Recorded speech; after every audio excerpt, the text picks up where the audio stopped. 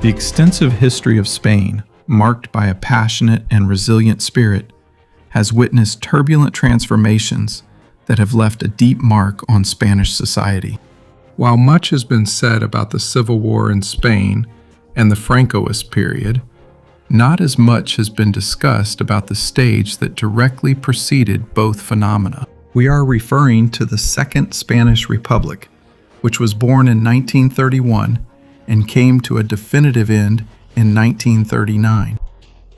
The Republic, which became a historic symbol for various Spanish groups, broke with an ancient monarchical and Catholic tradition that had only been briefly interrupted in the 19th century. But the turmoil this period brought about led to one of the most serious economic, social, and even spiritual crises in the Iberian nation. Join us to learn about the history behind the Second Republic in Spain, how it was established, how it developed, and how it fell. This is Reynaldo Jose Carrillo Vicha speaking.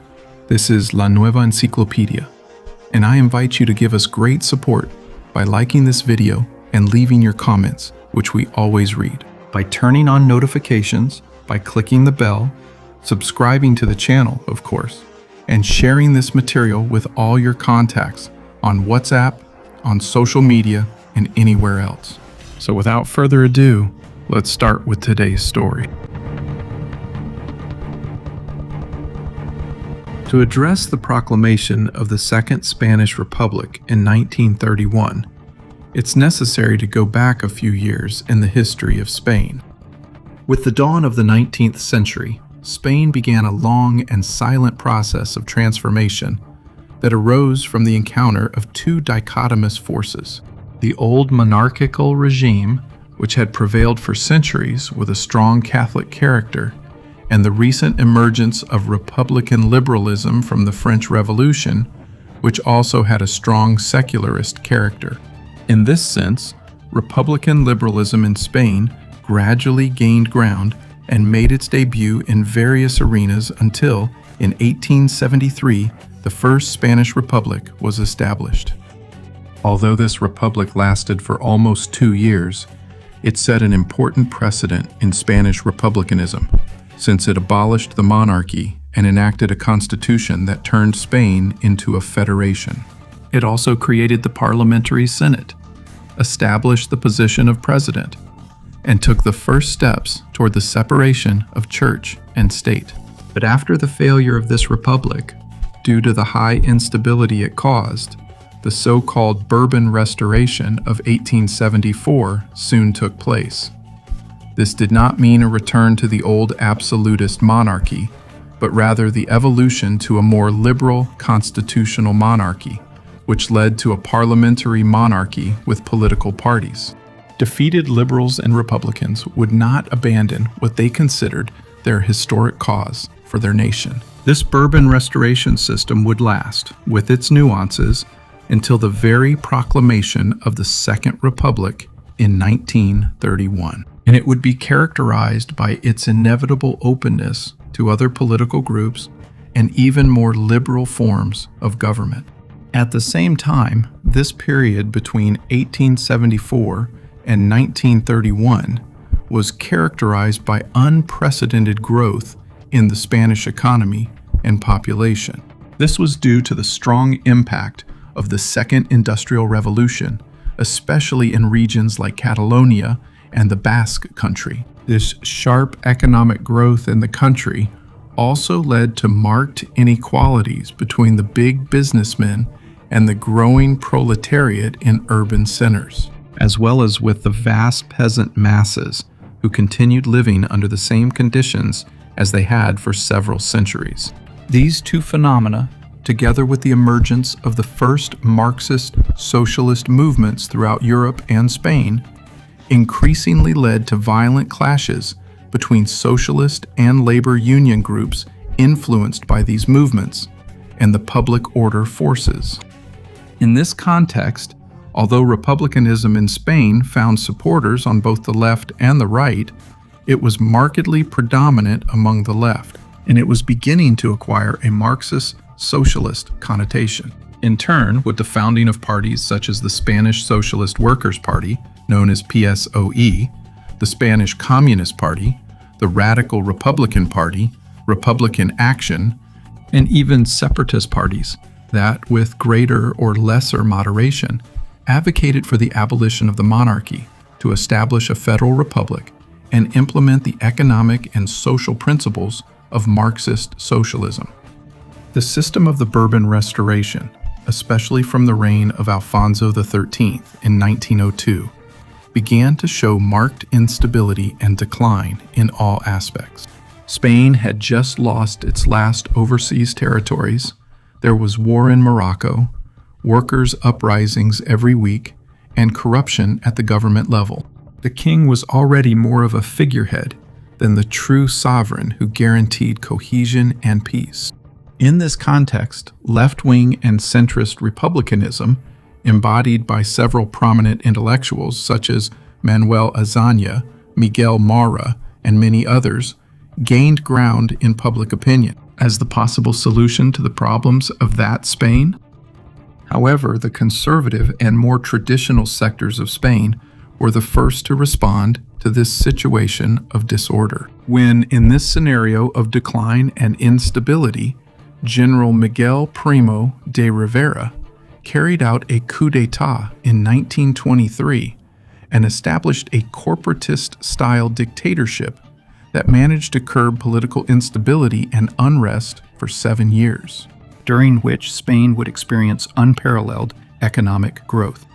However, in 1930, General Primo de Rivera fell from power after losing the support of key sectors such as King Alfonso XIII, the army, the bourgeois elites, and the majority of political parties. After the fall of Primo de Rivera came the so-called soft dictatorship of General Damaso Berenguer, which once again fueled political and social instability.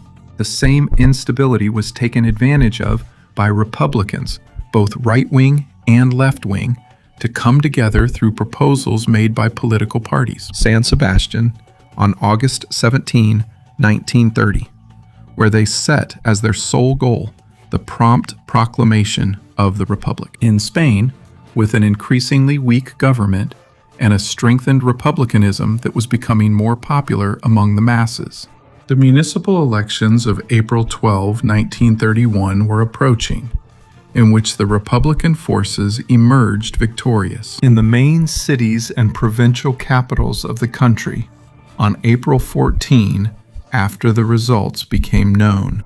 In several cities, such as Eibar, Valencia, Barcelona, and Madrid, there were a large number of demonstrations and gatherings of groups in favor of the establishment of the Republic. In Spain, the situation was very tense between supporters and opponents of the Republic. King Alfonso XIII, who had the formal power to stop the proclamation, decided to go into exile, claiming his desire to avoid a civil war. After this power vacuum, the elected Republicans appointed a provisional government, presided over by the lawyer Niceto Alcala Zamora, that same April 14, 1931. Thus, the monarchy was formally abolished, and Spain was established as a republic, which from its very beginning would spark a great deal of debate after the proclamation of the Republic. Elections were immediately called to choose a constituent assembly, which would have to draft a new constitution. In these elections, the Republican left won, led mainly by the Spanish Socialist Workers' Party.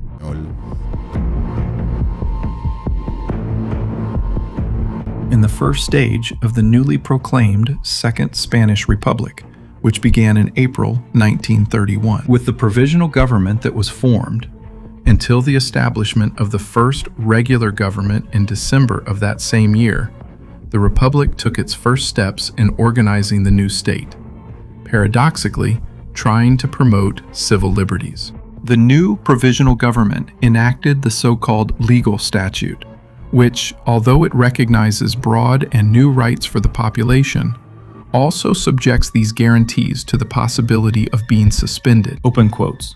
if the health of the Republic in the government's judgment requires it. Close quotes. At the same time, this provisional government enacted the Law for the Defense of the Republic in October, which gives the provisional government emergency powers. It can be enforced without court authorization to proceed against those who commit what they consider acts of aggression against the Republic. Thus, with a paradoxical policy regarding public freedoms and the use of police force against those who protested, the Republic began to experience its first controversies. One of the immediate problems of the provisional government was the emerging separatist movements that threatened the unity of the new Republic. But it was precisely as a result of its proclamation that they had been stirred up.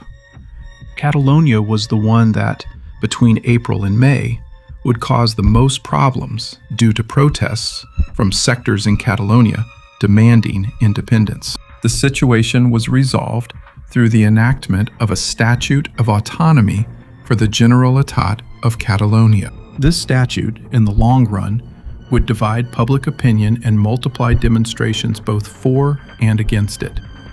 Economically, the situation was uncertain, since the Republic had almost coincided with the reform. At the same time, with the effects of the famous crash of '29, which put a large part of the world economy into recession.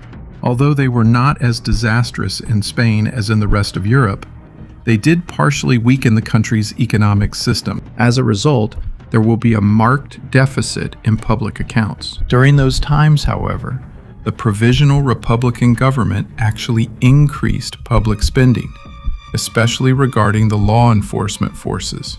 On the other hand, one of the constitutional issues that caused the most controversy and would trigger several problems was the religious question in Spain. During this conflict, President Alcalá Zamora was in favor of a gradual separation of the church and the state. However, left-wing Republican sectors, such as those led by Manuel Azaña, who at that time was the Minister of War in the government, and a powerful spokesperson and leader on the Spanish political scene, wanted to accelerate and radicalize this separation between the church and the state. Spain was a nation with strong Catholic traditions, but in response to this, there was also a growing sector of society that opposed the supremacy of the church. So the Spanish government passed measures such as freedom of worship, which were new in Spain at the time. And in addition, it was decided to exclude the Catholic Church from its traditional educational roles in Spanish society. In response to this, between May 10th and 13th, amid this intense conflict, the first attacks against the church took place, with the burning of numerous convents and churches throughout Spain. A reaction from those groups who believed that the church actually kept the Spanish nation backward and in the dark. Socially, the Republic tries to give greater participation to the unions, in which the Marxist socialist factions had their base of support. So in November, several laws are passed that try to give the National Confederation of Labor, known as CNT, and the General Union of Workers, known as UGT, greater freedoms in labor and contractual matters. However, neither the employers nor several of the same union groups considered these government policies to be fair. This caused deep discontent among them and led, on one hand, to the emergence of new anarchist organizations. By December 1931, the new constitution was approved, which ratified the Republic in Spain. Therefore, on December 15, the provisional government was dissolved to make way for the first regular government, also known in historiography as the biennium. When the elected parliament chose Alcalá Zamora as president of the Republic and appointed the politician Manuel Azaña as president of the Council of Ministers. The first biennium of the regular government of the Republic, led by Manuel Azaña, aimed to advance profound reforms in Spanish society. So, starting on December 15, 1931, Azaña made a sharp turn when he began to remove the more moderate or right-wing figures from his government. And he also confirms only leftists and socialists who agreed with these upcoming reforms. In this sense, in all areas of the country, the situation starts to become increasingly tense. In this revolutionary environment, violent clashes between political factions are increasing. And between December 1931 and January 1932, several violent events occurred between Union members and members of the Civil Guard, which ended with numerous deaths, such as the incidents in Casas Viejas and Castelblanco. During this 2-year period, Azaña's regime intensified its crusade against the church, decreeing the nationalization of church property, convents, monasteries, and seminaries. Additionally, legalizing divorce and ordering the dissolution of the Society of Jesus, better known as the Jesuits, and persecuting several members of the clergy, such as Cardinal Isidro Gomá, who raised their voices against the abuses of the Republican government. Azaña, on the other hand, also pushes for a sweeping reform of the military establishment. Between April and December of 1931, several decrees were published in which the following measures were taken: reduction of the number of officers, regulation of promotions, the closure of the military academy, which was then directed by a renowned general named Francisco Franco, who, when saying goodbye to the cadets in the face of these events, refused to raise the new Republican tricolor flag. And among other measures, there was also the reduction of mandatory military service. These measures caused great distrust among the military officers, which was reflected in events such as the failed coup d'etat by General José Sanjurjo in August 1932. On the other hand, a far-reaching agrarian reform law was also enacted on September 9, 1932, which expropriated and distributed a large amount of land among peasants. In addition to the condemnation from those who opposed this, considering it harmful to the economy, due to the budget deficit and other reasons, the Republic cannot cope with this agrarian reform project, nor with the debts it was taking on with these reforms. The state was unable to fulfill what was stipulated, and the reform failed, further weakening much of Spain's fragile agriculture and worsening the already existing crisis. This whole situation led to the first formal signs of political opposition to the government of Azaña, opposition that is divided into several camps with different political leanings. For example, the center-right party, called the Radical Republican Party, the Catholic right gathered in the Confederation of Autonomous Right-Wing Groups, called CEDA, the monarchists, both Alfonsist and Carlist, the socialists dissatisfied with the performance of Azaña, anarcho-syndicalists from the CNT and the UGT, and small action groups like La Naciente, the National Syndicalist Offensive Junta, and the Spanish Phalange. They will give people something to talk about in the not-so-distant future.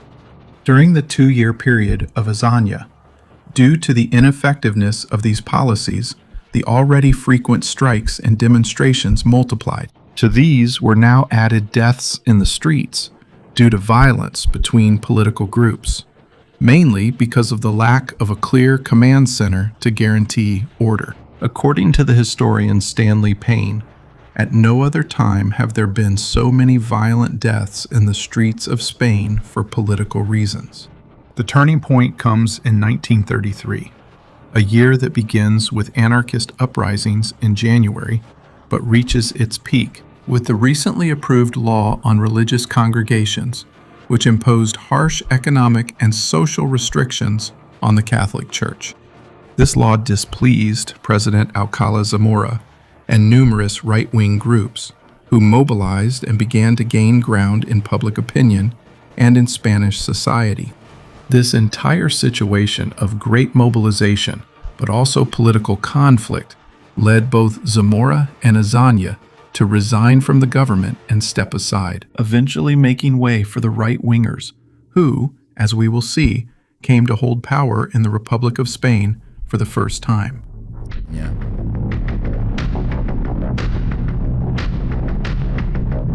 When Alcalá Zamora and Azaña resigned, the right-wingers were led by parties such as the CETA, the Radical Republican Party, the Agrarian Party, and some moderate socialist parties. Thus, in November 1933, elections were held and the right came to power, also revealing the fragmentation of the left. However, the resignations of Zamora and Azaña and the formation of this new government would not mean the end of instability, but rather a greater intensification of it. In this sense, between 1933 and 1936, about 8 different governments were formed and dissolved. In Spain, with 3 right-wing presidents, namely Alejandro Lerroux, Ricardo Samper, and Joaquín Chapa-Pietra. The new right-leaning Republican government unsuccessfully tries to reverse the path taken by Azaña and the previous government, undoing many of the measures of the former administration. Cordial relations with the church are resumed, and the economic laws that had done nothing to stimulate the country's development are undone. The leftist parties, even in distress, begin to foresee a possible return of the monarchy and start organizing to regain power and prevent this at all costs. Just like what happened with the so-called October Revolution in 1934, which consisted of a massive general strike sparked by the country, Belgians, the Elephants, the Minister of, and the UGT.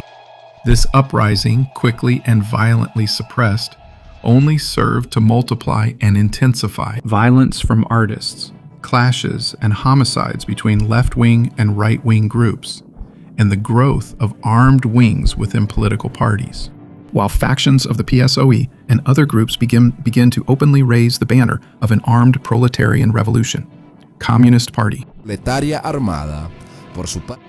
1935, launches a campaign to unify the Spanish left in order to present a united front in the 1936 general elections, and successfully achieves its goal. Azaña brings together all of the Spanish left, both radical and moderate, under the so-called Popular Front. When the general elections arrived in February 1936, where control of the parliament and the government appointed by it was at stake, the Popular Front achieved a hard-fought victory. However, sectors of the right denounced fraud in some regions of the country where deputies who had not been elected were proclaimed, where votes were annulled, and where there was alleged manipulation of votes in the interior. This alleged fraud was also reported by Alcalá Zamora himself, who was in exile.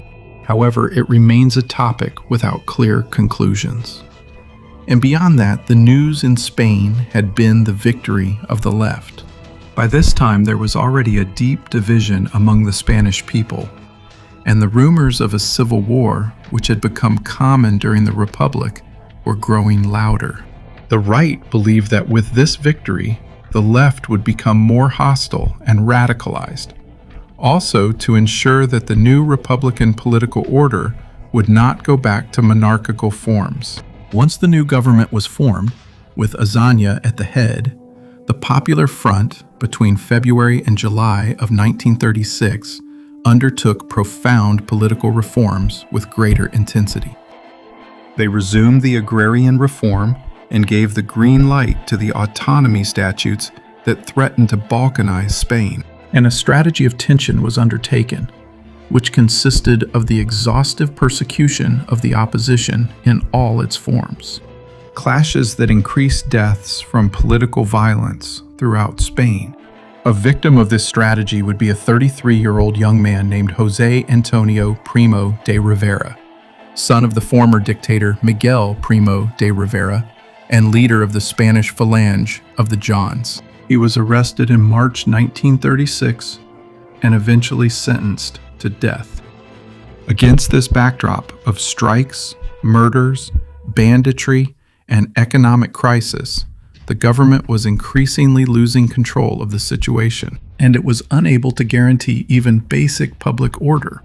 Various sectors of Spanish politics and the armed forces began to devise a conspiracy to overthrow the Republic and establish a new regime. These conspiratorial conversations had already begun back in February, when the Popular Front had taken power, and they were led by General Emilio Mola, who gathered support from several military officers, the CEDA, monarchists, Alphonsus, and Carlos, and the new party, the Phalange. In this conflict, events such as the murder of prominent Spanish right-wing leaders like José Camilo Cela at the hands of socialist gunmen would hasten the events. General Emilio Mola, who was leading the conspiracy, gave the final green light for the uprising to begin. His close associates joined the insurrection, but a key piece was missing. The young general Francisco Franco Bahamonde was not only recognized as a war hero in Spain for his long combat record in Africa, but also as the leader of the powerful Spanish Foreign Legion, or Tercio Extranjero, as it was originally called. Franco, who had refused to conspire for several years and had been hesitant in recent months, finally made the decision. From the Canary Islands, he declared a state of war on July 18, 1936, and immediately went to North Africa to rally the Legion forces. Stationed in Spanish Morocco, this marked the beginning of the long and bloody Spanish Civil War. At that time, Franco exclaimed that if the coup was not carried out quickly, Spain would be plunged into a bloodbath. In this way, Spain was divided between the National Front and the Popular Front of the Republic. The Republic initially had more troops and resources. They had the bulk of the Air Force, almost the entire Navy and infantry, all the left-wing parties, and many labor unions that began to be armed by the government, as well as the National Treasury and the support of the Soviet Union. The National Front, on the other hand, had the support of a group of Spanish generals, with the entire Spanish Foreign Legion, and with minority groups within the Civil Guard and other components, as well as monarchist civilian groups, the Catholic Right, and the Spanish Phalange, with occasional support from Italy and Germany. At first, the Popular Front tries to reach a peaceful agreement with the insurgents. However, mistrustful as they were determined to carry out the conspiracy and seize power. Faced with this situation, the government of the Republic proceeds to distribute weapons among the left-wing parties and labor unions, hoping that they would come out in its defense. Nevertheless, aside from a few groups that put up a fight, there was no armed response from the population against the insurgents. Rather, this situation encouraged the emergence of multiple anarchist fronts, which would become a headache for both the Republican government and the insurgents of the nationalist side. These were groups that did not follow anyone's directives and acted on their own. During July and September of 1936, Manuel Azaña struggled to keep the government he headed afloat. In October 1936, he handed over about 73% of Spain's gold reserves to the Soviet Union in exchange for weapons and support to be able to fight. He also unsuccessfully tried to eliminate the hundreds of revolutionary tribunals that had emerged during those months, which arbitrarily condemned and executed anyone they labeled as a fascist. On the contrary, due to their level of cohesion and organization, the nationalist rebels achieved several quick victories in various battles that took place across the peninsula. So in September 1936, Azaña resigned and handed over power to Francisco Largo Caballero, who also fails to unify the left, which is increasingly divided in its defenses. Due to these internal and often violent struggles within the left, Largo Caballero also ends up resigning as President of the Republic in May 1937. Meanwhile, the rebels appoint Francisco Franco as the sole head of state, head of the armed forces, and head of the national movement. Between 1936 and 1939, fierce battles will continue to be fought throughout Spain, where the nationalists were gaining more and more ground. After Largo Caballero resigned as president of the Republic in 1937, Juan Negrin took power. Negrin, with a somewhat more pragmatic vision, understood that the Republic had lost its strength and was bound to lose militarily. So it was better to seek a negotiated settlement. Negrin tries to negotiate with the rebels and asks France and Great Britain to intervene in favor of the Republic, but none of this achieves any results. By 1939, the government established by the rebels and led by Francisco Franco had already been recognized by several foreign powers. Negrin's Republican government was on the verge of collapsing. In March of 1939, the military officer Segismundo Casado, still loyal to the Republic, carried out a coup d'etat against the Republican government, establishing the National Council of Defense. The council removed Negrin from power, and he ended up going into exile with other Republicans that same month. But by the end of March, the leaders of the military council, who were trying to save the Republic, were ordered to surrender by Generalissimo Franco, and they quickly accepted the demand. So on March 28, the nationalist troops, who controlled almost all the territory, entered Madrid, the capital, without resistance. La Segunda República Española. Thus, on April 1, he issued the last war report, putting an end to the Spanish Civil War and beginning his long rule of almost 40 years.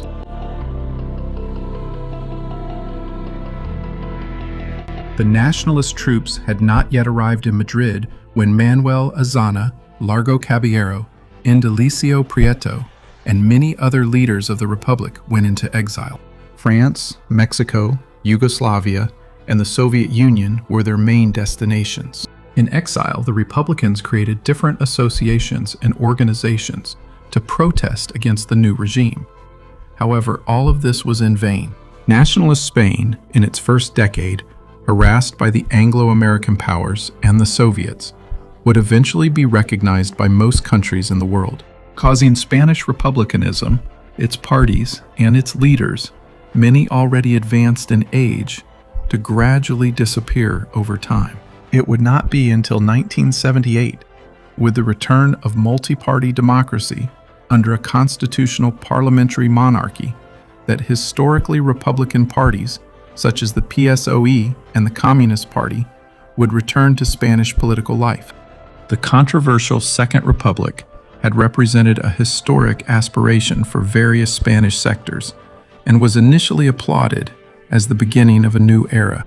However, it fell into a spiral of radical measures, political conflict, and a state of near anarchy, which ended up being the trigger for the bloodiest conflict in Spain's recent history, resulting in an equally controversial era, namely Francoism in Spain. Thank you all so much from the bottom of my heart for watching this video. I hope you enjoyed it, and I'd also like to remind you that you help us a lot by interacting with the channel, leaving your comments, liking the videos, sharing the content on social media, on WhatsApp, and anywhere else, and by activating the bell so you get notifications every time we publish new content.